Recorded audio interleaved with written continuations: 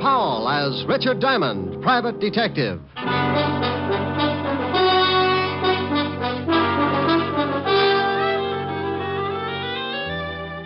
Hello there, this is Diamond. You know, I like to say that.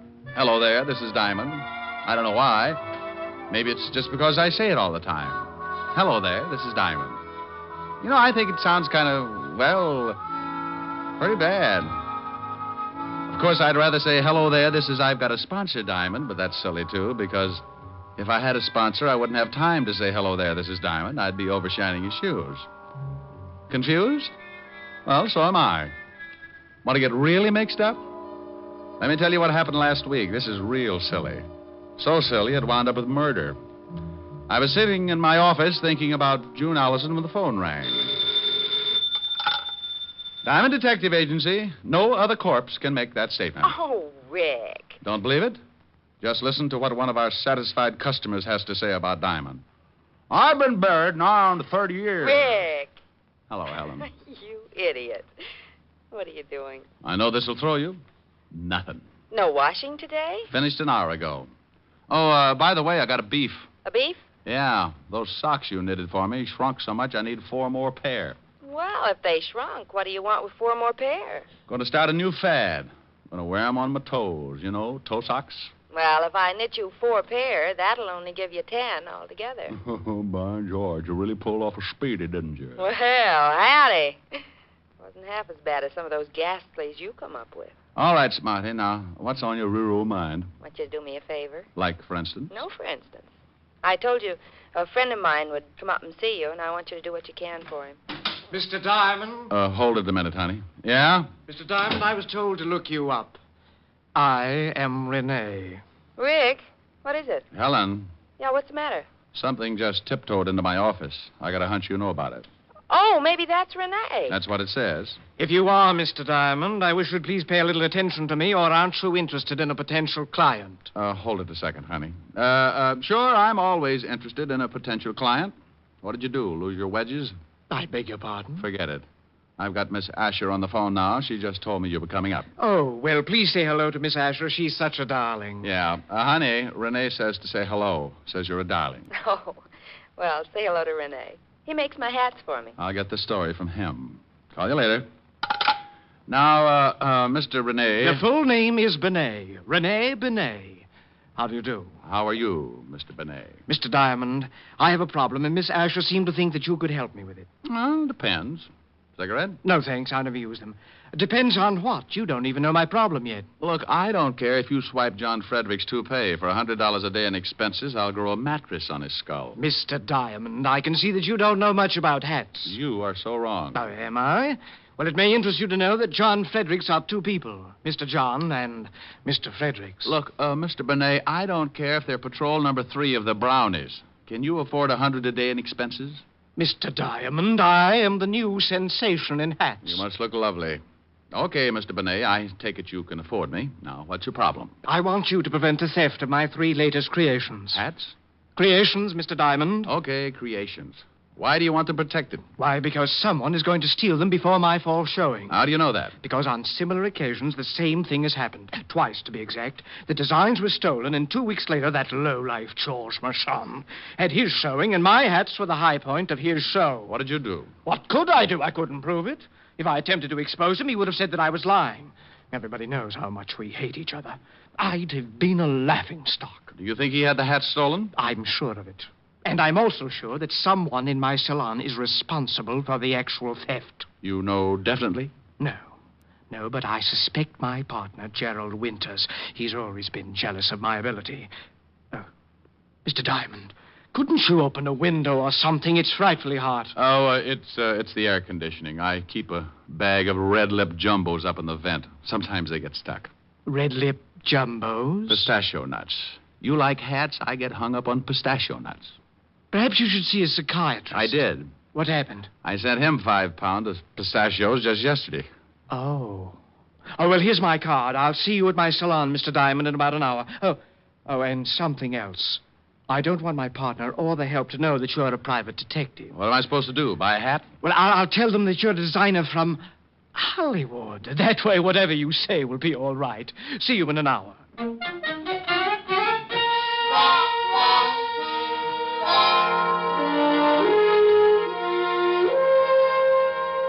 say this Richard of Hollywood is coming here to look at our new line? That's correct, Lillian. Never heard of him. Well, that's not so surprising, Gerald. There are a lot of people I'm sure you've never heard of, especially the more famous ones. I don't like that. Oh, don't you? Well, I'm overjoyed that you're sure of one thing, at least. Now, don't you two start fighting again. I've never heard of this Richard of Hollywood either. Well, he's a new man, works for the studios. Has made quite a sensation the last year or so. Well, I'm sick and tired of temperamental artists. I'm going back to my office. Well, why don't you do that, Gerald? Keep the books in the black, dear Potter, while I work to pay for your salary. You know, Rene, someday I'm going to strangle you with one of your own hats. Why don't you buy yourself a barbell instead? Then the next time you get into a bathing suit, there'll be no doubt that you have muscles. Oh, this boy. How can you two continue like this? It's frightful. Lillian, my love, I would rather join forces with a Cobra than to keep on with Gerald. But he has an iron-bound contract that assures of him of at least $50,000 a year. I'm helpless. Yes, come in. Oh, Mr. Richard, come in. Thanks. You better go out and pour some water on your partner. I just ran into him. Gerald, what do you mean? Well, I was looking for you, and he came up and introduced himself. You told him your name? Told him I was a hat designer from Hollywood, so he pointed out your office and said something about my lily white hands. And what happened? I didn't like the remark, so I shoved one of them down his throat. Oh, wonderful. This I'll have to see. I put a feather in his mouth. You can't miss him. Rene, don't you think... I'm sorry. Stupid of me. Lillian, this is Richard of Hollywood. What? Oh, yeah. Is something wrong? Oh, no. How do you do? This is Lillian Richmond, my junior designer and chief model. Now, you two think of something clever to talk about. I want to see Gerald, bloody nose, feather, and all. Cigarette? You look nervous. Oh, thanks. So, Gerald was the victim of a collision? Yes. Do your friends call you Richard? Well, it depends on how friendly they get. Then sometimes they come up with some real hair curlers. What do your friends call you? I prefer Lillian, but sometimes they call me Lil. Well, Lil sounds more interesting. That's when they call me Lil, when things get interesting. You don't act much like a hat designer, Richard. More like you should be playing football. Oh, well, I started by designing helmets for Notre Dame. I understand you work for the movies. You with any particular studio? No. I'm with an independent company. Real Square Productions. We make training films. Training films? Oh, that was simply wonderful. I had to pour a vase of water on him. Several customers were so frightened they left, but it was worth it. And how are you two getting along? Richard was just talking about football. He was explaining the merits of a short pass. Oh. Well, if you don't mind, Lillian, Mr. Richard and I have some business to talk over. Not at all. Get him to tell you how he started by making helmets. Maybe you'll get some new ideas, Rene. Helmets? Oh, my goodness. See you later, Richard. I'll wear my muzzle. Isn't she lovely? She has about as much conscience as a tiger in a chicken coop. Okay, now, what about our business? Oh, of course. Now, here's a retainer. I trust that $500 is enough to start on. My landlord will think so. What do I do? Well, I've told everyone that you're going to be with us until the fall showing. You want to see how I work, perhaps take some designs back to Hollywood with you. Now, all you really have to do is to get to know the people that work for me. Now, be here from 9 in the morning to 6 at night and keep those designs from being stolen. Oh, by the way, where are the designs? In my safe here. Tomorrow they go to the designing rooms, and that's when the situation becomes acute. We'll have nothing to worry about until tomorrow, so I'll see you tomorrow in the morning at 9, Mr. Diamond. Okay. Oh, in case you need me, here's my card. I'll write my home number on it. For some reason, when I get a client, they always run into silly little things like murder or something. You just might need me. See you in the morning. I left Rene and headed for my apartment. I had suddenly found myself in the horrible position of a man with a steady job. 9 in the morning until 6 in the evening. Now, I'm a guy who can get along without too much sleep, especially when the situation calls for it. Like the little blonde dancer that works over on 52nd Street. There was a situation. But this time, I figured a good night's rest wouldn't do me any harm, so when I got home, I fixed a bite to eat, took a hot shower, and climbed into my little old sack.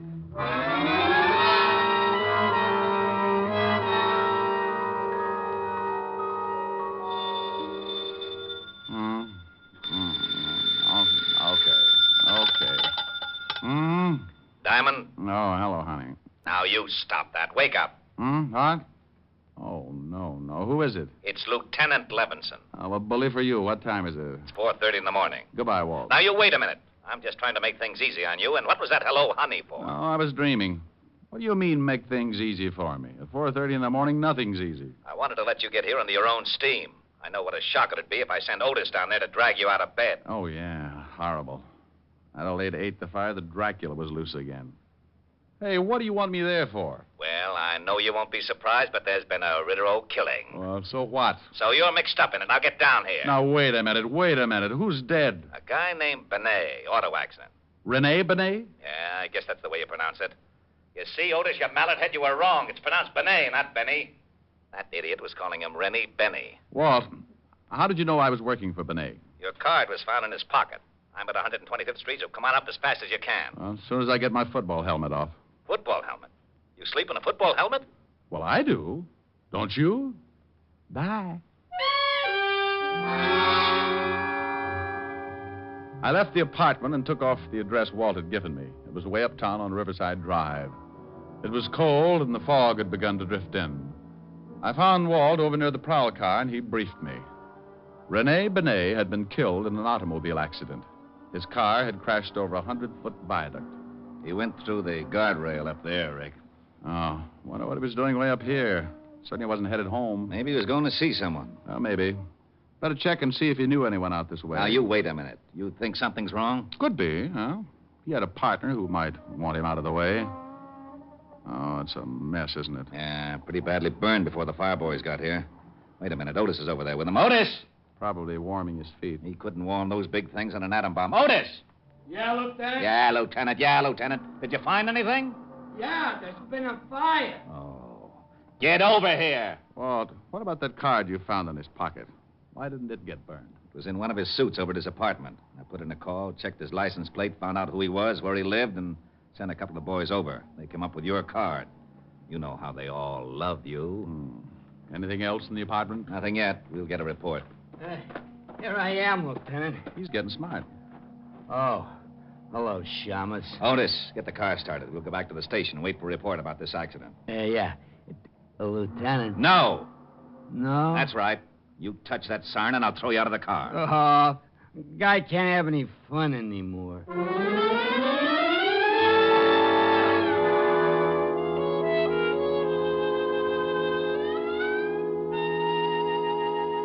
Walt, when are you going to get that report? It's 6:30 in the morning. I know it's 6:30. I always yawn like this when it's 6:30. Oh, maybe this is it. Yeah? I got that report, Lieutenant. Take the marbles out of your mouth. What did you say? Oh, yeah, sorry, I'm a little sleepy. Maybe you'd like me to sing you a lullaby. Oh, that'd be silly. Well, then make sense. I got that report. Benny, Bennet. Okay. He died from the fire. Autopsy showed he had a slight concussion, but not serious enough to kill him. What about the car? It wasn't tampered with. There was something funny, though. A steering wheel was smeared like someone had been wearing gloves. No prints. Benny didn't have on any gloves. How'd the fire start? Cigarette in the upholstery. A cigarette in the upholstery. Okay, Otis, I'll call you if I need you. Go on back to sleep. Did you hear? Yeah. Bennet was murdered.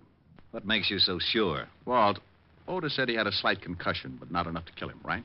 Okay. You're going to tell me that he was unconscious the whole time it took that fire to start? Ordinarily, a cigarette smolders a long time. Then why didn't he get out of the car? Because he didn't have time to wake up. Someone helped that fire along, got it burning in a few minutes, and then pushed the car over the viaduct. Ah, that isn't enough. Okay. How's this, then? Bennet didn't smoke. Now, that I'll buy. But how do you know? He told me. I offered him a cigarette in my office this morning. Well, who do you think did it? Well, I know he had two enemies. His partner, Gerald Winters, and another hat designer, George Marchand. I'll have them picked up. No. Let him alone for a while. Huh? Let's have some breakfast first, and then go down to Rene's salon when it opens.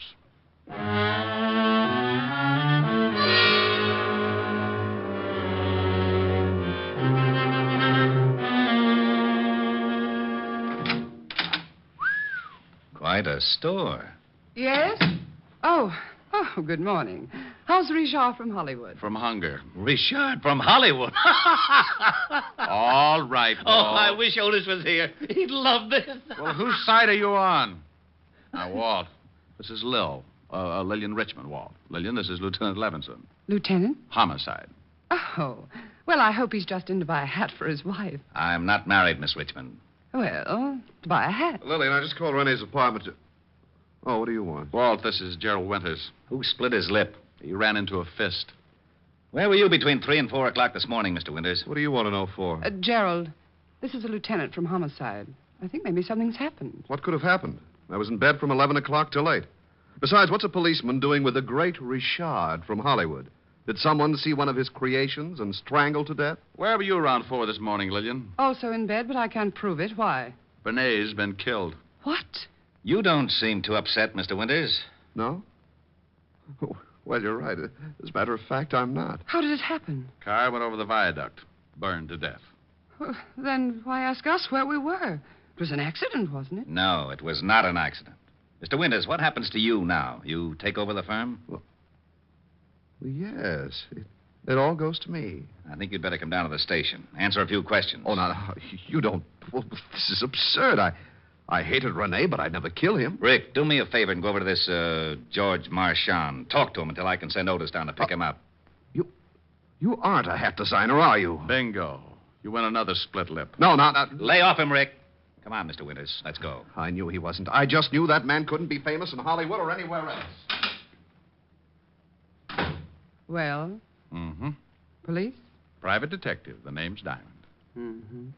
Did you ever play football? Yeah.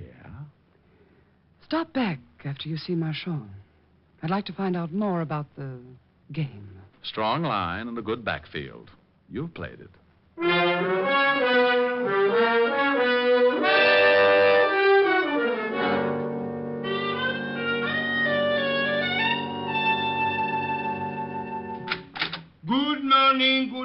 Good morning. What can I do for you? George Marchand? Yes. I'm from the police, Mr. Marchand. The police? Your competitor, Rene Bennet, was killed last night. What? He was burned to death in his car. Oh, but this is horrible. But what has Rene's death to do with me? Well, we think he was murdered, and we're trying to find a good motive. Mr. Diamond, it's true that Rene and I were enemies. Everyone knew it, but to think that I would take his life is utterly absurd. Yeah. Where were you about 4 this morning, Mr. Marchand? Well, I was in bed, asleep. Everybody sure had a dull evening. How well do you know Gerald Winters, Rene's partner? Oh, just slightly. How about Lillian Richmond? By reputation only. One more question. When's your fall showing, Mr. Marchand? In 2 days. Well, be sure to be around for it. The police get very unhappy if a murder suspect catches the first plane for the border. Murder suspect? See you later, Mr. Marchand. I left Marchand counting his pulse and wondering just how much I did know. And if he could have seen what was going on in my little old mind, he might have grown a few white hairs. I grabbed a cab and headed for the 5th Precinct Police Station in Walt Levinson. Needless to say, he was not happy. Oh, now, you wait a minute, Diamond. I'm satisfied with Gerald Winters. He's the only one who had a motive. The only one who had a motive that you can see. Too many things point to someone else. Give me a for instance. Oh, you always want a for instance. Well, hang it, you're trying to convince me that Winters isn't the killer, aren't you? Yes, I am, Walt. Then I want a for instance. I want to know your reason. Well, Winters and Rene hated each other. Even as partners, they really wanted each other out of the way. Are you crazy? You just gave me the best reason for hanging on to Winters. Walt, when Rene was killed, he was 10 miles away from his apartment going in the other direction. So what? Did you find out if he knew anyone who might live out that way? Even if he didn't know anyone out that way, I still say so what? The killer went for a drive with him, got out there, hit him over the head, poured gasoline on the seat, and dropped a cigarette. Pushed him off the viaduct. And Winters smokes. I know. I sent a whole carton down to his cell to make sure. You're right about how the killer did it. But do you think Rene would have taken a drive like that with a man he hated, knowing how much a man hated him? Huh? And another thing. It was pretty warm yesterday and last night, wasn't it? It certainly was. Lousy weather. Okay. The killer wore gloves. Isn't that a little strange on a warm night? So he slipped on some gloves. Didn't want to leave any fingerprints. No. The killer was driving. The report said there were absolutely no fingerprints on the steering wheel. If Rene was in the driver's seat, there would have been a few of his anyway. We couldn't tell whether he was in the driver's seat. He could have been thrown aside when the car crashed. But I don't get this glove angle. You want to catch a killer? Now, what kind of a remark is that? Well, come on. Oh, where are we going? Down to Rene's shop. We can get in through a window I noticed in the alley. There are some designs in his safe, and Walt, the killer, has to get them out tonight.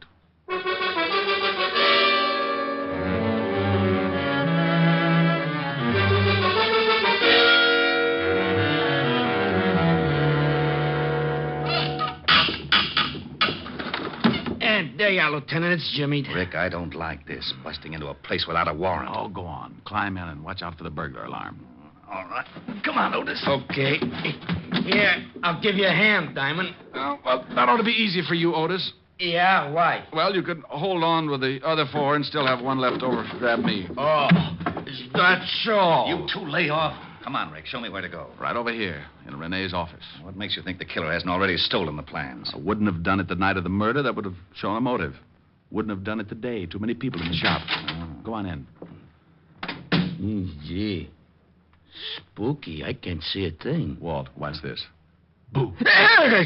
Ah, for Pete's sake, Now, Shaw. lay off, Otis Diamond. And where do we hide? Just sit down anywhere and be quiet. The first person through that door is our killer.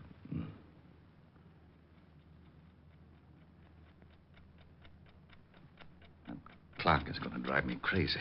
You want me to shut it off? How do you shut off a clock, stupid? Busted. Oh. Rick, Yeah. I still don't understand why that glove handle is so important. Well, as a single item, it's not so important. But along with the rest, it was the first thing that gave me an idea of the killer.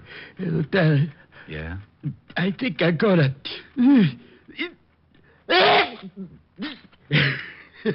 I did. Oh.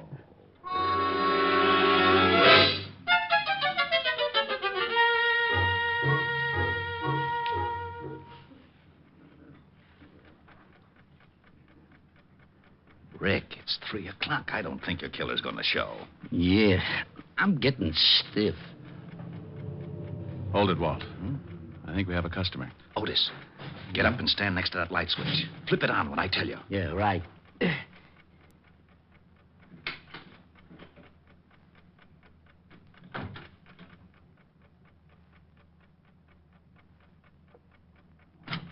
Okay, Otis. Oh, hello, Lillian. Oh, you startled me. What's this all about?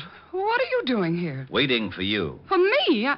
I don't understand. I was just coming over to pick up some of my sketches. I forgot them this afternoon. So you waited until 3 in the morning? I had a date. Yeah. Otis, go out and drag in her date. Now, you wait just a minute. I don't know what this is all about, but Go you've ahead, no right Otis. to... All right. Mr. Diamond, would you mind telling me what this is all about? Sure, Lever. Point by point, it goes something like this. Rene Bennet was killed by somebody he knew and trusted.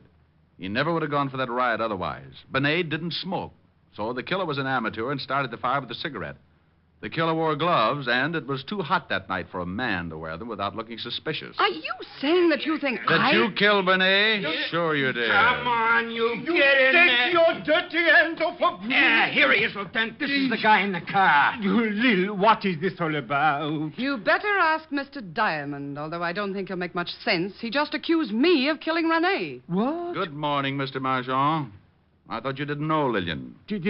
Well, prior to this evening, I did not. I called her because I wanted to talk to her about Rene's death. Ah, you're lying. Today at your shop, you called me Mr. Diamond. How did you know my name? Well, you told it to me. Oh, no. You're fibbing again. I just said I was from the police. Only one person who knew both of us could have called you, and she also knew I was on the way over to your shop. Didn't you, Lil? The name is Miss Richmond. Now prove that I killed Rene. You've got no motive. Well, the designs are enough to start with. You probably suspected I wasn't a hat designer. And you knew you had to work fast if you were going to get those designs to Marchand here before this fall showing. That's not true. Lillian never gave me any designs from Rene. You know, of course, Mr. Marchand, that if we stick your girlfriend with a murder rap, you're an accessory before and after the fact. What? Sure, maybe you'll get to sit in a nice electric love seat and hold hands. Oh, but I had nothing to do with the murder. Well, you knew about it, and you knew who did it. That's enough to put you away for 20 years. Being mixed up in the actual motive might get you life. No. She was the one that did it. She knew Winters would be blamed for it. George! Yes, she stole the designs for me because she wanted to ruin Bennet and take over his salon, but I did not know she was going to kill him. Why, you dirty little man. You did know it. You did know it. You helped me plan it if I got the best sketches for you. I'll tear your eyes out. Get her away from me. Come on, lady. Let's go. Okay, haul them both out to the car. Rick, I don't know how... Rick. Oh, no. Rick! Oh, why does he always disappear like that?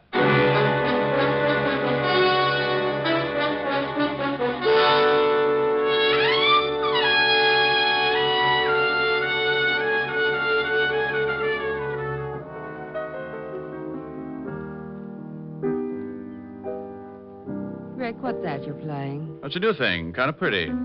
Don't Cry Joe. Well, sing it. Well, all right, but you know that gripey neighbor in the other apartment building. Oh, don't pay any attention to him. You don't hear any of the other tenants yelling for you to shut up. Well, maybe they're not as forceful as the Grouch. You see, honey, I got a couple of letters. Letters? Mm-hmm, from the people in that building.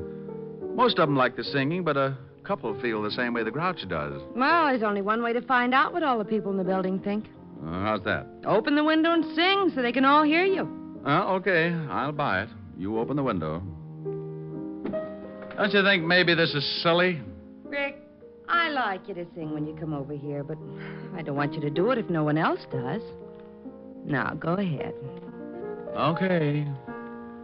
Don't cry, Joe. Let her go, let her go, let her go. Don't cry, Joe. Let her go, let her go, let her go. You've got to realize this is the wind-up. You'll feel much better once you make your mind up. Don't cry, Joe. Let her go, let her go, let her go.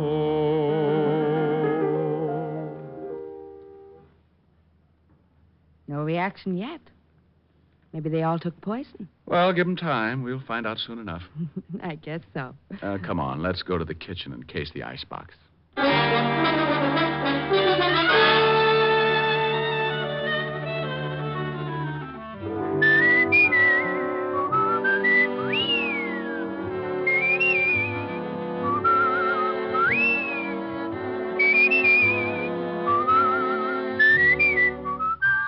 You have just heard Richard Diamond, Private Detective, starring Dick Powell. Helen was played by Virginia Gregg, Lieutenant Levinson by Ed Begley.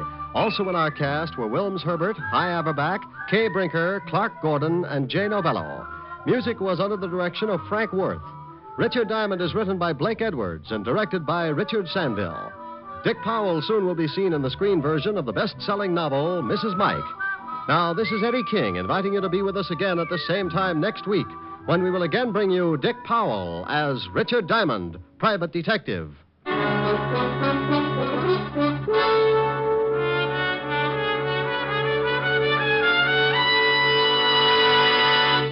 Saturday night brings you some of the week's best radio entertainment when you tune for the stars on NBC. Stay tuned to NBC every Saturday evening for a great lineup of programs, including Hollywood Star Theater, Ralph Edwards' Truth or Consequences, Your Hit Parade, A Day in the Life of Dennis Day, The Judy Canova Show, and Grand Ole Opry. All the best on NBC.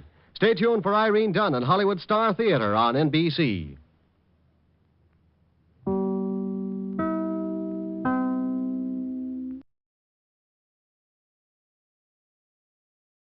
Did you know 77% of women who wear bladder weakness products experience intimate skin irritation? As if having incontinence wasn't stressful enough. But Tena Intimate Pads have been gynecologist tested and do not cause skin irritation.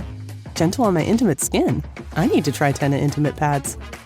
Visit TenaSample.com for your free sample. Kind to skin, protects like Tena. Progressive Snapshot can save you money based on how you drive and how much you drive. So the safer you drive, the more money you could save. Now, if you didn't hear that because you were yelling at another car while driving, let me say it again. You need to calm down. Yelling is just making everyone as stressed out as you are and letting them all know that you definitely aren't trying to save with Progressive Snapshot.